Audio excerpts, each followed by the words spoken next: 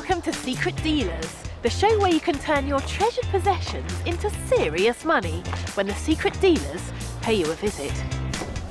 Our team of antique dealers are about to be let loose in two houses they've never seen before. I'm going to just cover this with bids. With thousands of pounds of their own money at stake, their expert knowledge will be put to the test as they compete against each other to snap up the best items. Who will rate this more? Timmy will rate it more. On today's show, big surprises, Wowee!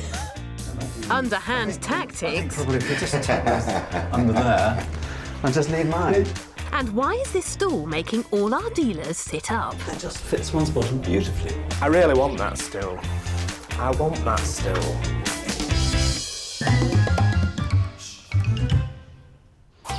Our first stop today is Shropshire and a large detached Georgian property. Inside, the house is tastefully furnished, and decorating the shelves and filling up the cabinets are an assortment of antique delights, whilst the walls sport a varied range of artwork. It's home to Anne, who lives here with her husband Jeremy. Anne has inherited many family heirlooms and has collected herself. Now, though, the plan is to downsize in the next couple of years by moving into the barn next door, and that means facing up to a painful process. We've just got to decide what we absolutely can't live without and what is for sale. And to get the ball rolling, Anne would like to start with her smaller items, like this 19th century porcelain and gilt metal trinket box. It is in great need of serious TLC. It is, as you can see, in two parts, and someone could mend it, but I don't want to spend the sort of money on it that it really needs. And knickknacks are one of the things we're trying to get rid of, really. But how will Anne feel if her larger pieces are bid on? These armchairs are in the style of one of the most famous 18th century cabinet makers, George Hepplewhite, and they're bound to attract our dealers' attention. We'll have to wait and see, but our dealers might be in luck because Anne has another strong incentive to sell. My husband and I will put it towards going to Australia to see our younger son, because it is jolly expensive getting there, and we like to live it up a bit when we do get there. Sounds like you've got to potentially get rid of quite a lot of things, Anne. Oh, over time, yes, an awful lot. Mostly some of the glass and china, because there's too much. OK. What about some of the furniture? Only if there was a very, very good offer. OK. I should be very, very interested to see what they come up with. Well, I think they're going to have a fun time, Anne. I look forward to this. And you're not the only one, Anne. Our dealers can't wait to get started too. And the lucky three are David, James and Martin. Hello, you three. Hello. Hi, Kate. Hi, Kate. Now, I have got a lovely Georgian house for you. Should be some nice period items inside, Kate, we hope. Well, there are some really lovely traditional antiques, but there are also some contemporary things you need to keep your eyes open for. How keen are you? Pretty enthusiastic. Let's get You better get in there, then. Is it, Chad? In here, this looks interesting. Oh, right. Just what we wanted. What have we got here? Antiques, Martin. Hundreds of them. Pottery. James has picked out an early 20th century engraving. It's quite a nice signed etching by William Wylie. Really good marine artist. And it looks as if it's, I don't know, somewhere on the south coast. There's a pier there. Let's hope that first bid is a good one. David's quick to spot a silver salver presented to Anne's grandfather in 1945. There's the hallmark. But whatever the age, David gets the scales out. I have an idea what they weigh. Probably about 24 ounces as a guess. No, a lot more. 32 ounces. That's that. Now, this looks like a piece of Chinese blue and white porcelain. It's decorated with pagodas and lotus blossom, but if you tip it upside down, it's got a telltale mark underneath. This is known as the crescent mark, and it was used by the Worcester porcelain factory in the 18th century. And what you've got here is a piece of English porcelain used for drinking chocolate. Now, the market for this sort of thing is very strong at the moment, so I wouldn't be surprised if our dealers leave a bid. Back in the living room, James is drawn to a pair of circular paintings known as roundels. Quite heavy. They must be, yes, they're on metal. Painted on copper. They must be 1780, 1790. Not in great condition. A lot of shrinkage of the paint. I like those a lot. Put that. Despite the condition, James bids on the pair. Now that etching by Wylie, which James bid on, has caught Mr. Ford's attention. Wylie, very often these etchings are of the Thames and barges and things like that. This is rather nice because it's yachts racing, a little bit different. Wylie is an RA. Let's make a bid. RA means that Wylie was a member of the Royal Academy of Art, a prestigious group, and that adds considerable value to an artist's work. Got to outclass that James Late. Can't be missed. Got a die?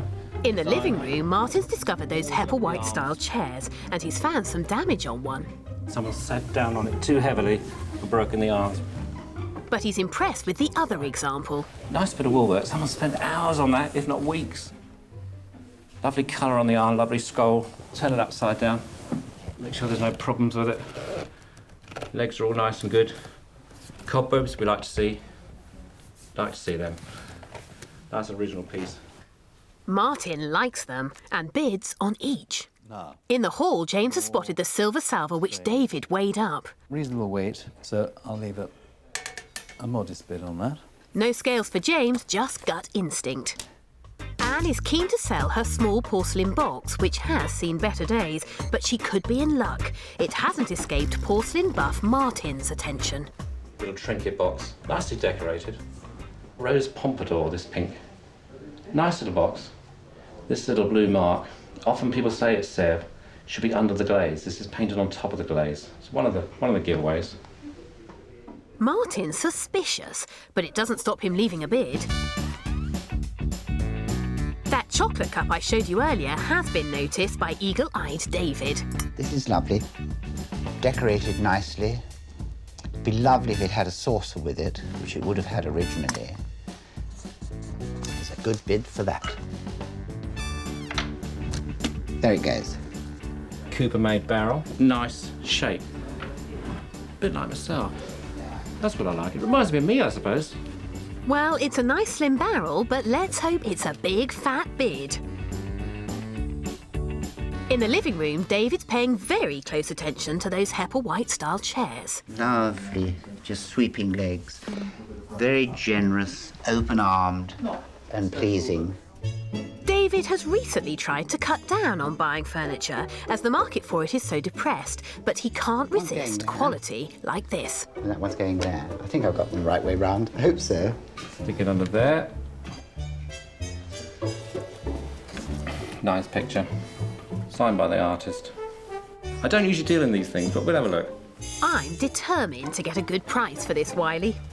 You've got major competition. No, I haven't. They're mean. You know they are. What does that mean? We'll try. David has a passion for pictures, and these unusual copper roundels that James bid on were sure to appeal to him. Despite some areas of distress and extensive cracked paint on one, that's 2 bids now for the pair. Come in here, James. I want to have a word with you. Now, you like this picture, don't you? Quite like that, yes. Yeah. What do you know about Wylie?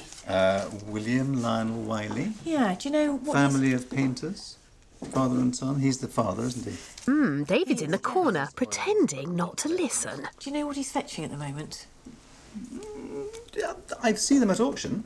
Right. I see them at auction. So you know exactly what a print like this ought to fetch? Roughly. Are you, so is this just a sort of warm-up bid? Are you... Oh, God, you've been looking at my bids.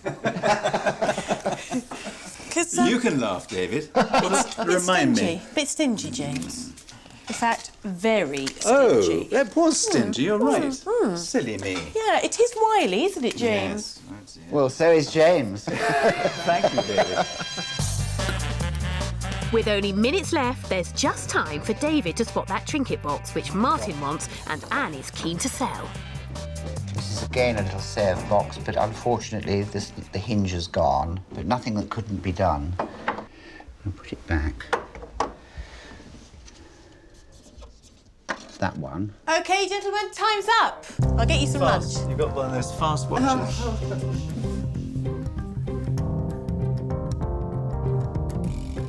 The things I really want to go home with are the 2 circular paintings on copper, because I think they're great. I think I left a reasonably fair bid. I thought the nicest things were the 2 French Hepplewhite chairs. Lovely quality. Haven't seen decent chairs like that for a long time.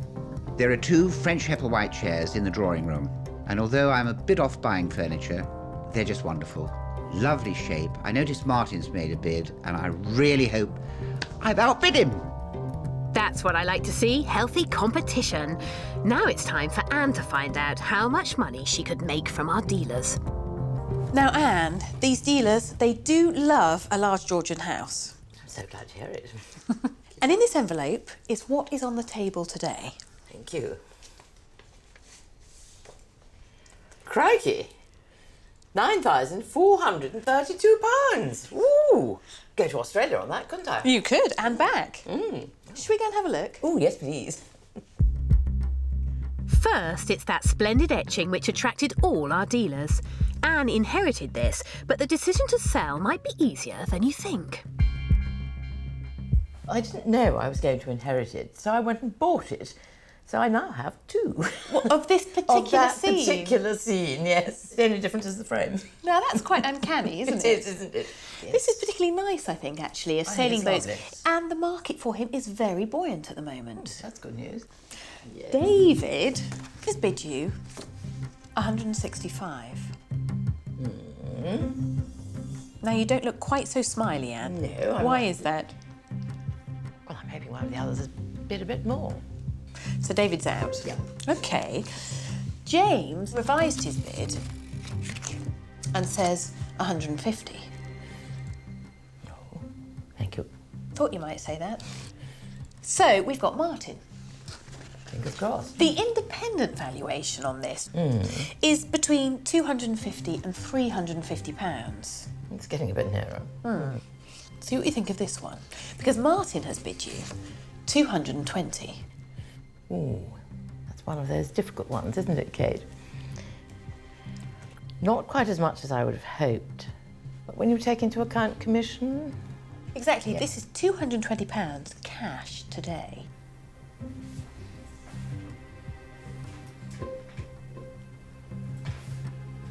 I think I probably should take the bid, don't you? I think that's a very fair bid from a dealer. Right, then let's go for it. Fantastic. Isn't that exciting? Nice marine subject. I'm delighted to have that. Very nice. That's a great start for Anne's downsizing plans, but next it's those copper roundels, which James and David both want. The offers need to be strong, as it seems Anne might find these hard to part with. I know exactly where to hang them in the next house, so I'd quite like to keep them. OK, so their spot is lined up. Yes, their spot is lined up, unless someone comes up with a hefty bid. So hefty I can't turn it down. We shall see. Well, they are 18th century, painted on copper, and there's a lot of detail going on here. The figures in landscapes and careful cleaning by somebody who knows what they're doing would actually bring out a lot more of that detail. OK, so 2 bids. David has bid for the pair, Anne, £490. Nice bid, but I think I'll probably hang on for pictures at that rate, because I'm quite fond of them. Well, I think you've got a good gut feeling, because the independent valuation on the pair is between £1,000 and £1,500. Yes. Yeah. So, what's the blue bid? We shall see, because James has bid you £900.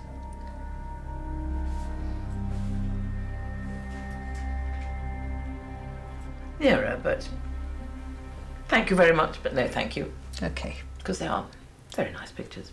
I'm sure they'll look fantastic in the next house. They will. Sorry that I'm not going home with them. Never mind, you can't win them all. Anne loved these pictures too much to let them go, even for £900. She clearly knows her price for everything and stands firm on many of her belongings. She refuses £300 from James on a John Piper lithograph of Ludlow Castle, Martin's £55 offer on a 19th century mahogany wine table, and £72 from David for a 19th century trinket box. But there's one box Anne really does want to part with. It's the porcelain and gilt metal piece with the mark of prestigious French factory, Sevres. So where did this come from? My great aunt spent 3 months every year in the south of France, so I suspect it came from France. Well, it's a lovely decorative object, something that a collector, I should Yes. imagine, would love. 2 dealers have left you a bid here. Martin says £45. What do you think about that, Anne? I think that's way under. Pretty off the mark, then. Very far. OK. Well, the independent valuation on this, taking into account the fact that the gilt mount is a little bit damaged, is between £200 and £300. So, David has bid you 52. forget it. No problems. We just leave that one. Well, the only thing I can think of, Anne, is that in the rush of the rummage, they haven't actually considered this carefully enough and realised exactly what it is. So I think the only thing to do is to bring the dealers in and talk to them about it and give them the opportunity to make another bid if they want to. Well, that's fair, isn't it?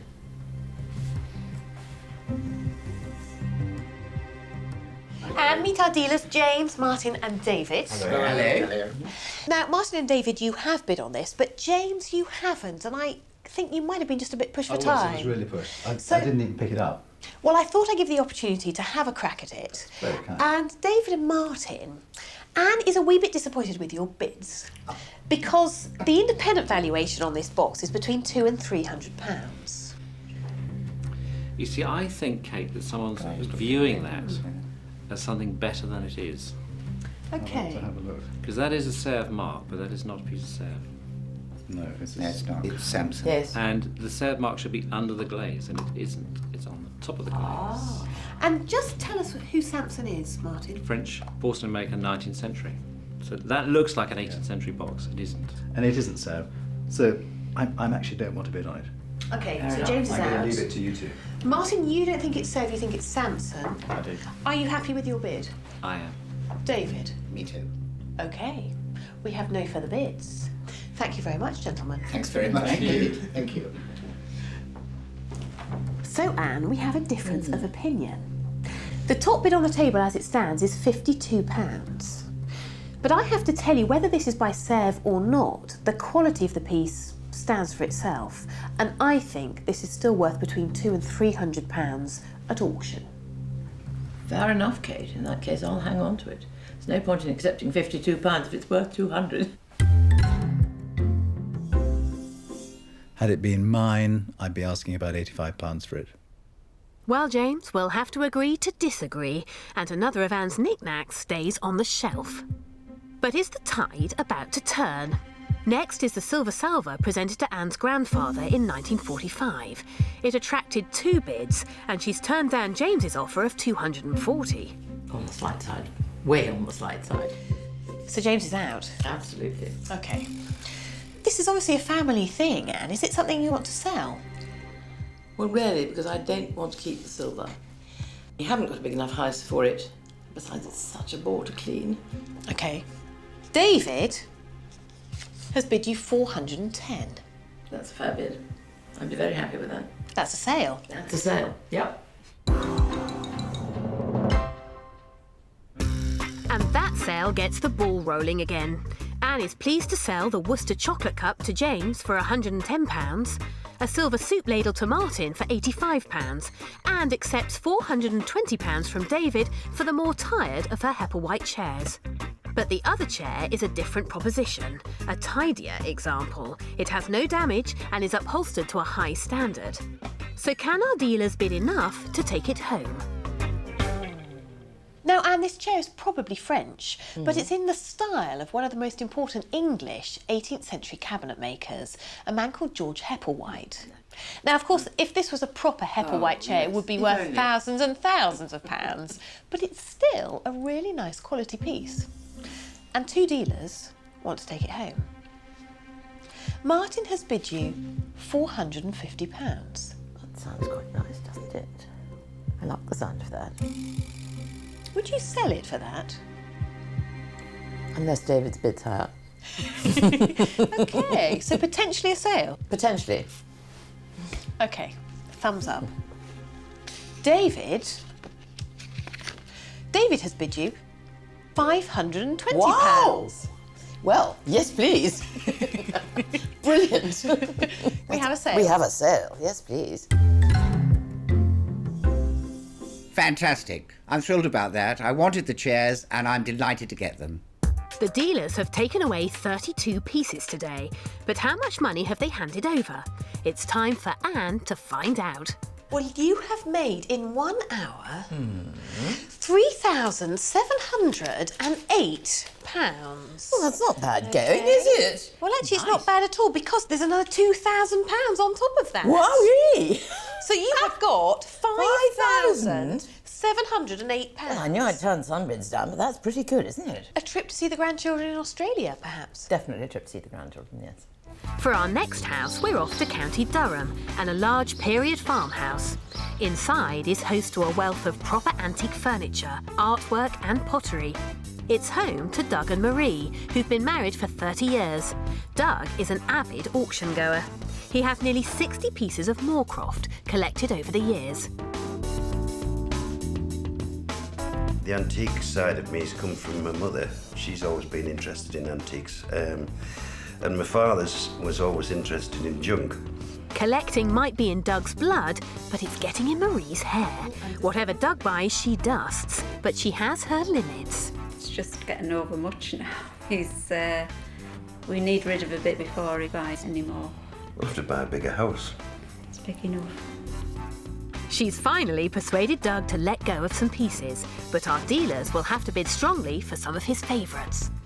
There are 2 vases that are actually McIntyre.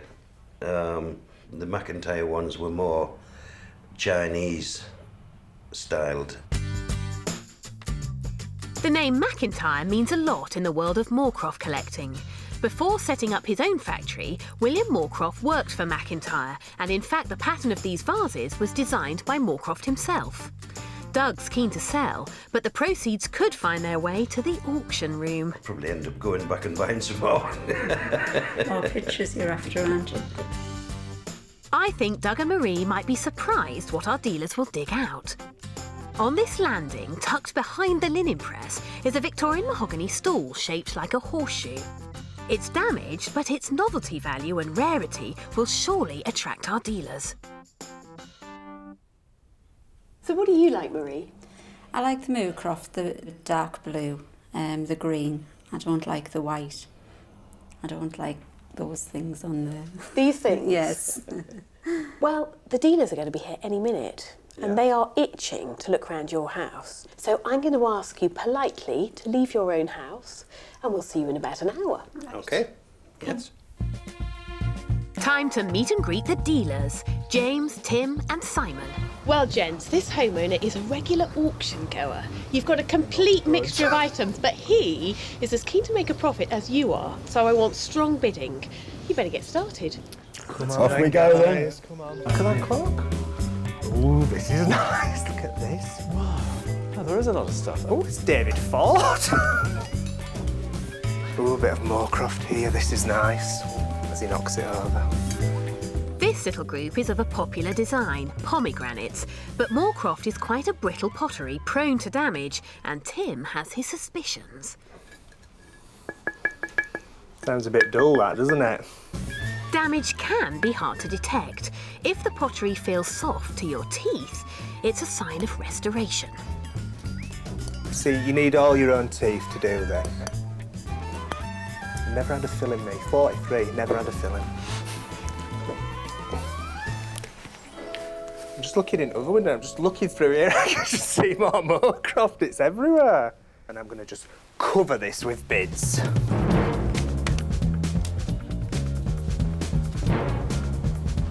Meanwhile, Simon's found Doug's prized McIntyre vases. These appear to be in quite good order. He loves early 20th century decorative ware and has no hesitation in leaving a bid. A sneaky one on top of the cabinet. Oh, it's cracked. got an old price on it, look, 40 quid. Invented by Murphy something. It's telling you all about the compass. And there's a sailor. I think that's a nice plate. I hope they see this when they're going around. Don't worry, James, I'll make sure they do. Now, Tim's got hold of those McIntyre vases. That's early Moorcroft, that McIntyre mark. The earliest. It's the earlier the better for Moorcroft, so these pieces made before William left McIntyre are highly desirable. He's paying much closer attention than Simon did.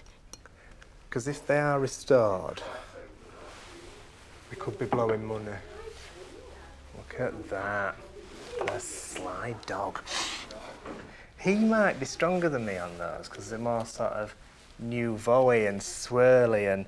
Yeah, I'll put another knot on. I'm just going to put mine in pole position.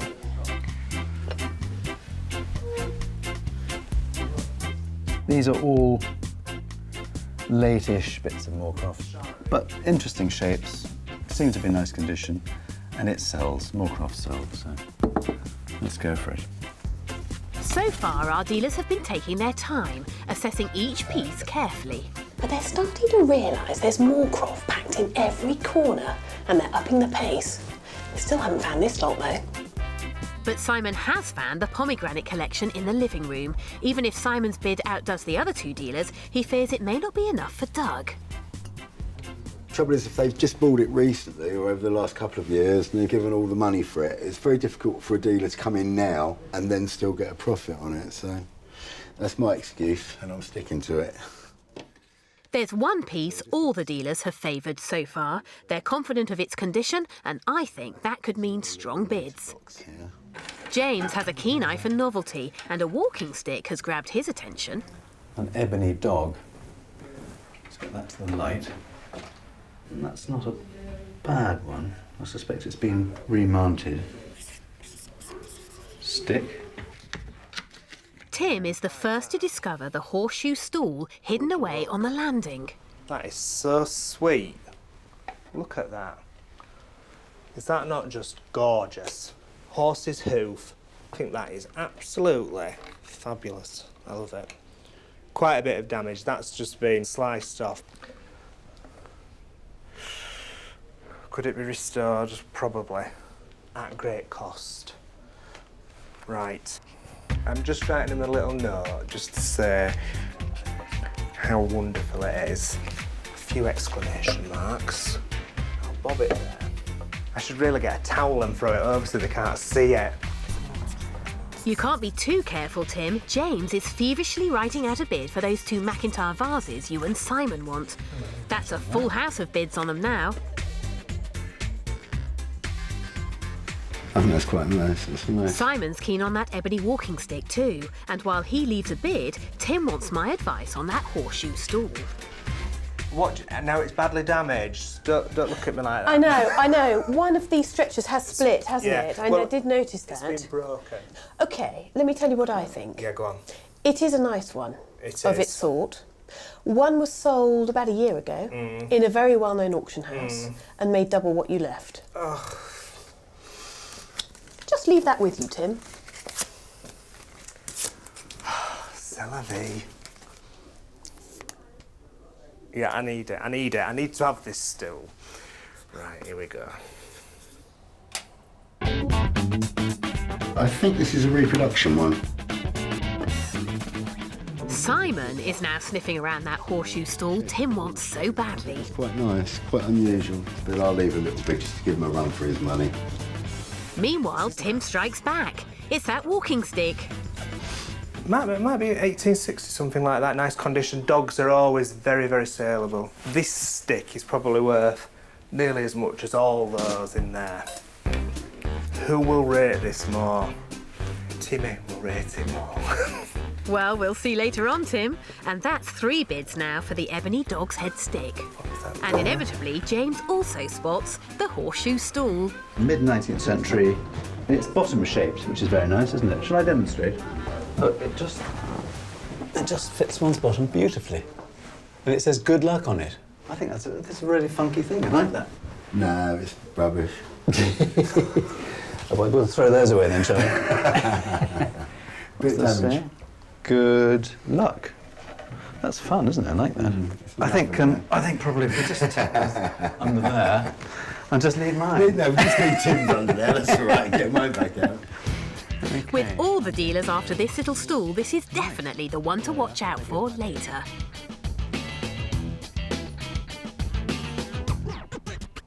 Don't like that as much. Time's up. And that, as they say, is that. So as our dealers flee the scene, which items are they most keen to snap up? I did like the McIntyre vases in the front room, and I wish I'd left a bit more money on them, if I'm honest. The thing I liked best was the cracked plate. Early 19th century greenware plate, sailors on it, just up my alley. Did I buy it? I don't know. I want that stool. I want to buy that horse-shaped stool with good luck on it. Fingers crossed. The boys have left 70 bids on 38 items. Now we can reveal to Marie and Doug just how much money they could make. In this envelope is the amount that's on the table today. 6,333. Very good. How much do you think Doug might sell of that, Marie? If the price is right, he might sell quite a bit. So he's got a good head for figures? Yeah. How do you feel, Doug? We'll wait and see. Marie and Doug's home has been peppered with bids for their possessions. But if our dealers are to buy up their treasures, the offers will have to be good. It's time to find out. And first, it's those McIntyre vases with the Moorcroft connection. Doug bought them at auction and he's very fond of them. Can our dealers persuade him to sell? Now, these date from about 1898, don't they? Very late 19th century. And William Moorcroft designed this pattern that we see here, the Aurelius pattern. How do you feel about selling these, Doug? They'll have to be very, very good bids. Well, James has bid you £500. No way. You're sticking out for a profit, aren't you? Definitely on those. Okay. Simon's bid you 240. I get the feeling Simon's not going to get Doesn't these. want them. Okay. So we're left with Tim. Tim's bid you 600. No. Well, the independent valuation is between £500 and £700. What did you pay, Doug? I paid 750 for them. Well, nothing's an exact science at auction, is it? definitely not. It just depends who's in the room and who wants them. They were bought from my heart rather than my head. So have we got a sale? No. No. I would have liked those. Never mind. It's going to be hard to tempt Doug, but he has a lot of Moorcroft up for grabs and our dealers have bid on many items. But this one in particular impressed them with its perfect condition and popular pattern. Doug's already turned down £140 from Simon and £180 from James. Now it's down to Tim. Can he make an offer Doug can't refuse?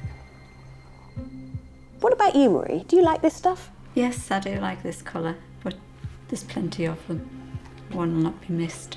You said that with quite some feeling. Well, there's one more chance. Tim says £240.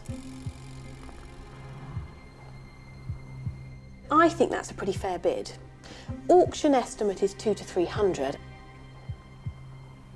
No, I don't think so. I think we'll keep it. Final answer? Yes.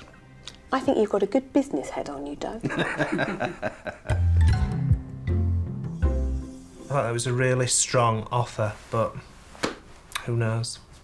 I'd have sold it if I was him.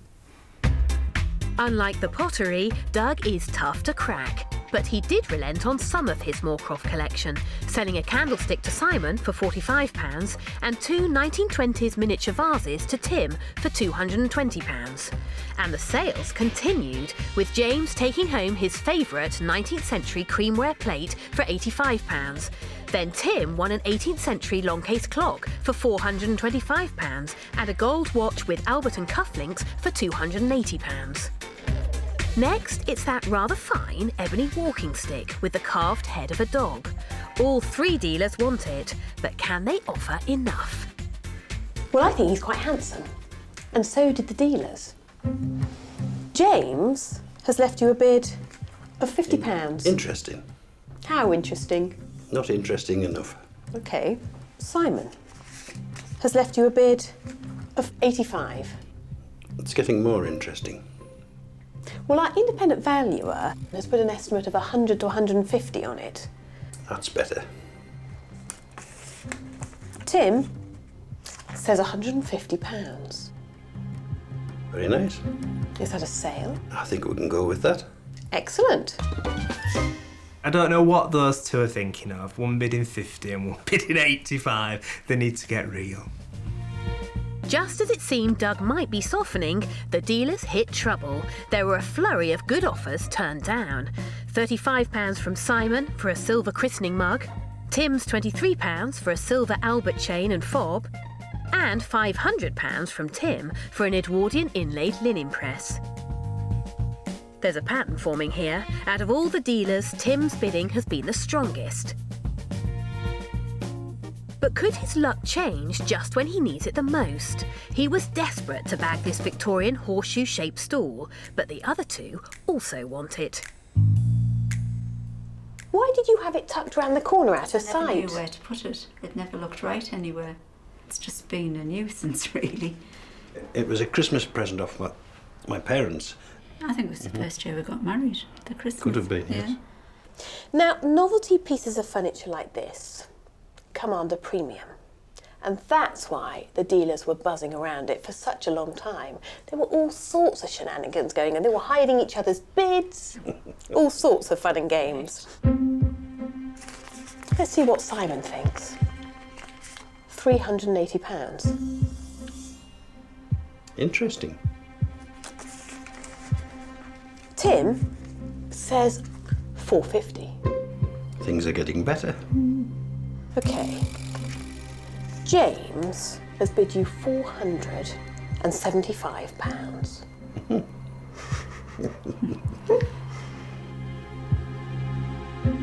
Interestingly enough, our independent valuer has put an auction estimate of between £400 and £600 on this stall. Yeah. And because of that, Doug and Marie, I'm going to call those dealers back in. All right. OK. Gentlemen, this is cosy, isn't it?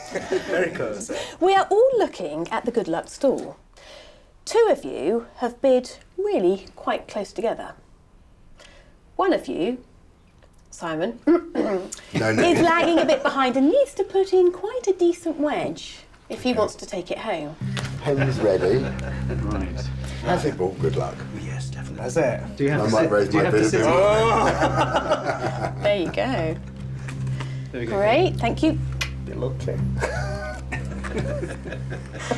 OK, let's have a look at Simon. Simon has bid £460. Is it enough? Don't think so. Well, we did have £475 on the table. Ooh, that wasn't me. It was Mr. James. Me? James has bid you £490. That's a good bid. That's better than my bid. Take the money. Take the money. What, before they've seen Tim's? Yeah. Now we'll find out how much Tim really does want the stool. Tim says £599. Nothing like a good round figure, is there, Tim? Have we got a sale? I would think so. Fantastic. Yes. There you go, Tim. Well done.